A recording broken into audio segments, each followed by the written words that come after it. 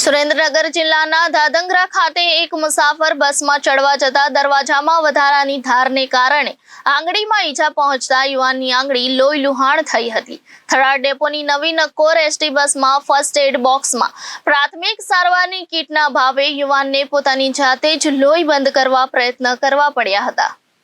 સુરેન્દ્રનગર જિલ્લાના ધાંધંગરા ખાતે એક મુસાફર બસમાં ચડવા જતા દરવાજામાં વધારાની ધારના કારણે આંગળીમાં ઈજા પહોંચતા યુવાનની આંગળી લોહી લુહાણ થઈ હતી। થરાદ ડેપોની નવી નકોર એસટી બસમાં ફર્સ્ટ એડ બોક્સમાં પ્રાથમિક સારવારની કીટના અભાવે યુવાનને પોતાની જાતે લોહી બંધ કરવા પ્રયત્ન કરવા પડ્યા હતા।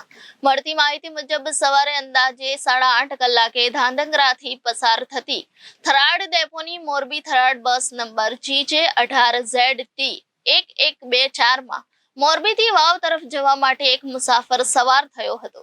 તે ધાંધંગરા પાણી પીવા ઉતર્યો હતો અને ફરી બસમાં ચડતા હાથની આંગળીમાં બસના દરવાજાના પતરાની ધારથી ઈજા પહોંચતા યુવક મુસાફરીમાં આંગળી લોહી લુહાણ થઈ હતી। પ્રાથમિક સારવાર માટે મોરબી થરાદ બસના કંડક્ટરને એક જાગૃત નાગરિક દ્વારા ફર્સ્ટ એડ બોક્સમાંથી સારવાર આપવાનું કહેતા ફર્સ્ટ એડ બોક્સમાં સારવાર કીટ જ નથી તેમ કંડક્ટર દ્વારા જણાવવામાં આવ્યું હતું। આથી ઇજાગ્રસ્ત યુવકે લોહી બંધ કરવા જાતે પ્રયત્ન કર્યા હતા।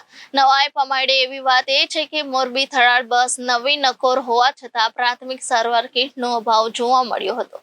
તો જૂના બસની શું દશા હશે તેવા સવાલો ઊભા થવા પામ્યા હતા। ઉપરાંત ધારદાર દરવાજાને યોગ્ય કરવા તથા પ્રાથમિક સારવાર કીટ ઉપલબ્ધ કરાવવામાં આવે તેવી માંગ મુસાફરોમાં ઉઠવા પામી હતી। Bureau report Janadesh news Surendranagar.